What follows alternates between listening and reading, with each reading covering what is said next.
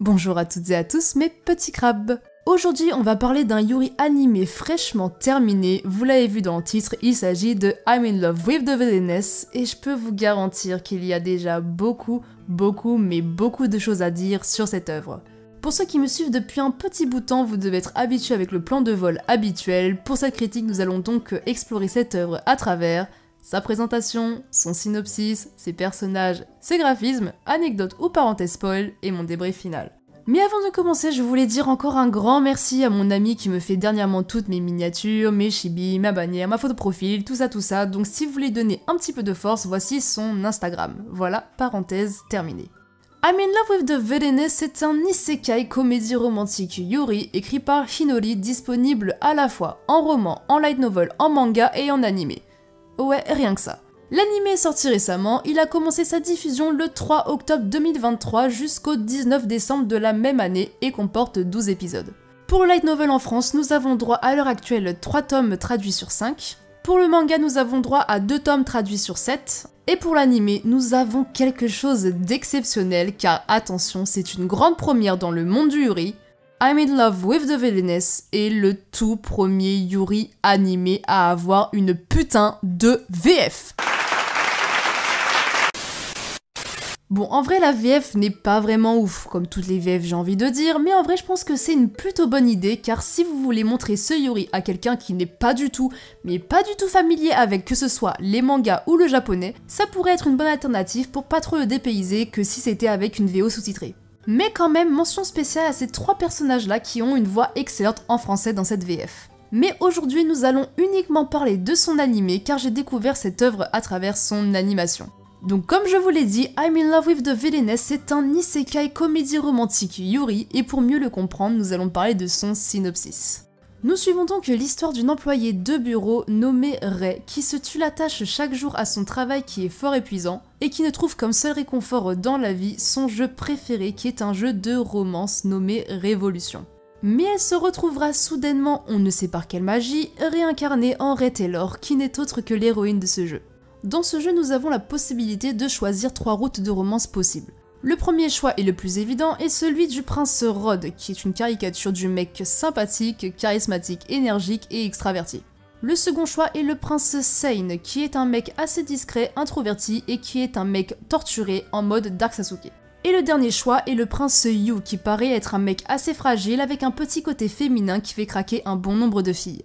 Mais Rei, elle ne s'intéresse absolument pas à ces 3 princes et préfère plutôt jeter son dévolu sur l'antagoniste principal, une grande noble nommée Claire François. Et oui, c'est vraiment le nom aussi qu'ils ont choisi en japonais, donc cela montre que nos amis les Nippons voient les Français comme des aristocrates égocentriques. Super. Bref, et ayant joué maintes et maintes fois à ce jeu, elle va essayer de donner à Claire une fin heureuse, avec elle si possible, en utilisant sa connaissance sur les événements du jeu à venir. Voilà, c'est tout ce que je peux vous dire pour le moment pour ne pas trop vous spoiler. Donc comme vous l'avez peut-être compris, c'est vraiment une comédie romantique très simple, donc ne vous attendez pas à un animé qui va vous questionner sur des sujets profonds, comme Bloom Into You ou Magical Revolution. Malgré que dans ce Yuri, nous avons quand même le droit à 2 passages phares dans l'animé, notamment à l'épisode 3 et à l'épisode 8, qui sont respectivement l'un, un épisode qui nous parle de l'homophobie qui est encore très présente dans le monde actuel, et l'autre épisode, lui, nous pose des questions sur un sujet sociétal qui est encore très loin d'être accepté de nos jours.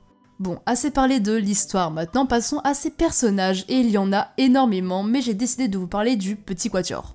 Commençons bien évidemment par la protagoniste principale, qui n'est autre que Rei Taylor. Alors, comme dit dans le synopsis, de base c'est une humaine lambda qui s'est réincarnée dans ce monde magique. Alors on ne connaît pas les raisons de sa réincarnation, mais je crois que dans Light Novel, il est mentionné qu'elle est morte de surmenage, mais ils ne l'ont pas précisé ni dans le manga ni dans l'anime, car je pense que ça ne collait pas vraiment avec l'ambiance comique de l'œuvre.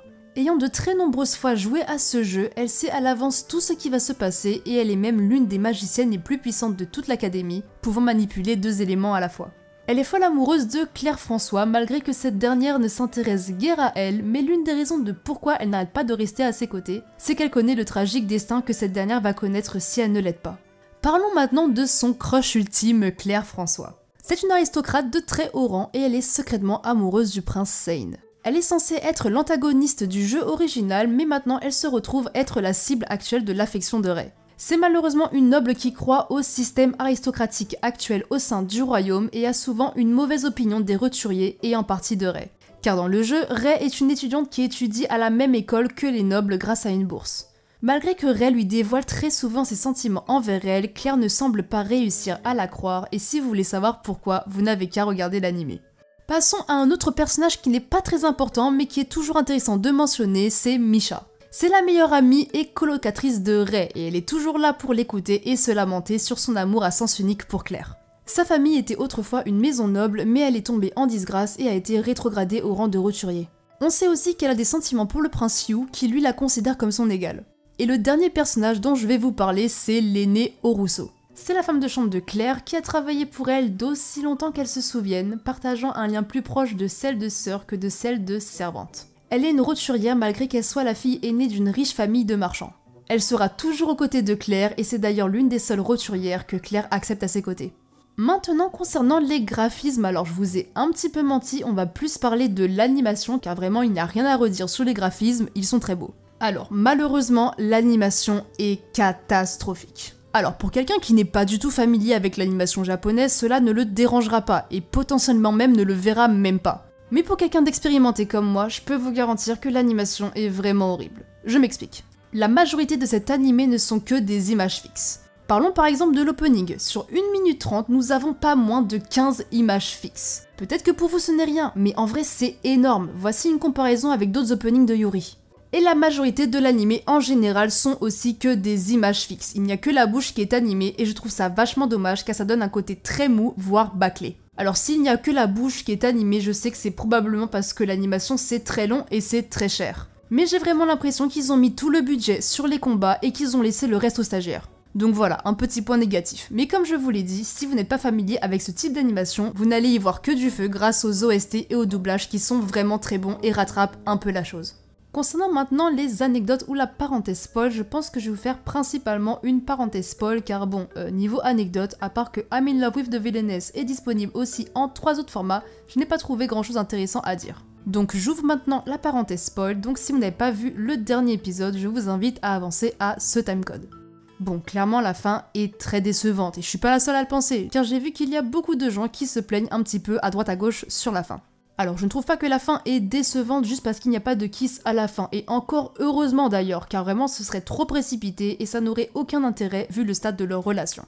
Mais ce qui est dérangeant, c'est que les problématiques de pourquoi Claire et Rei ne peuvent pas être ensemble n'ont pas été résolues. Premier point, Claire est hétéro, c'est un secret pour personne, elle le dit à plusieurs reprises dans l'anime et surtout elle est amoureuse du prince Sane. Et vous allez me faire croire qu'au dernier épisode elle ne l'aime plus? Il n'existe plus? Bah non.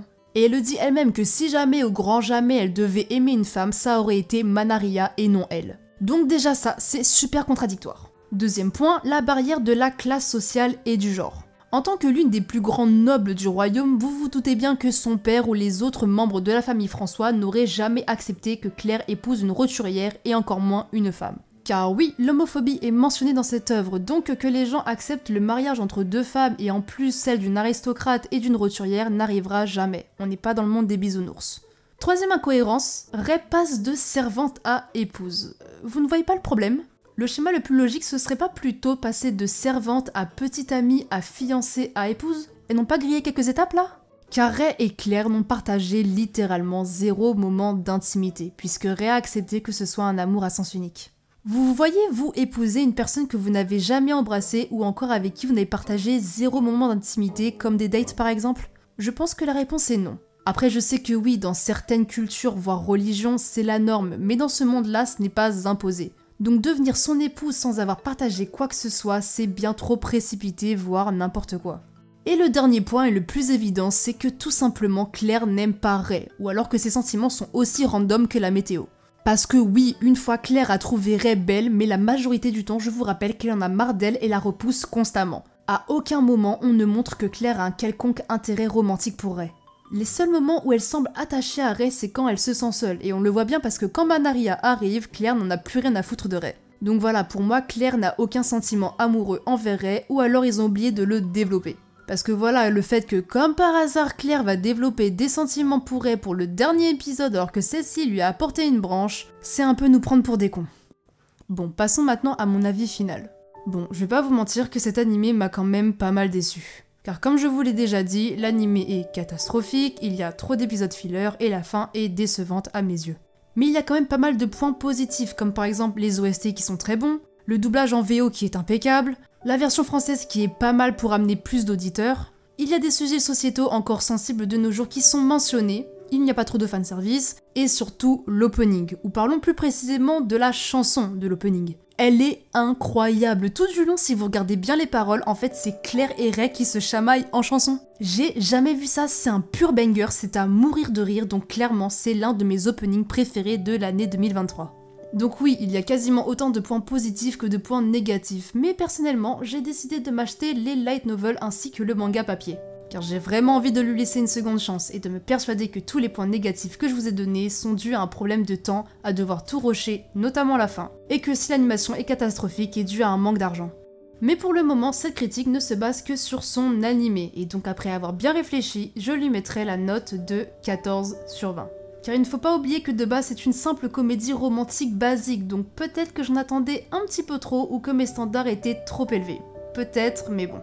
Mais bon, qui sait, un jour peut-être je ferai une critique sur cette même œuvre, mais sur son format papier ou sur son light novel, et j'en suis sûre qu'il sera bien meilleur. Et voilà, cette critique touche déjà à sa fin, et j'espère sincèrement qu'elle vous aura plu. L'espace commentaire est ouvert si vous voulez me laisser votre avis, que ce soit sur l'animé, la vidéo, ou me conseiller de nouveaux Yuri pour de nouvelles critiques, qui sait. N'hésitez pas à me soutenir avec un petit pouce bleu, ça me montre que vous avez aimé mon contenu et me motive d'autant plus à continuer les vidéos. Et surtout n'oubliez pas de vous abonner, c'est gratuit. Et en attendant, je vous dis à la prochaine pour une nouvelle future critique de Yuri.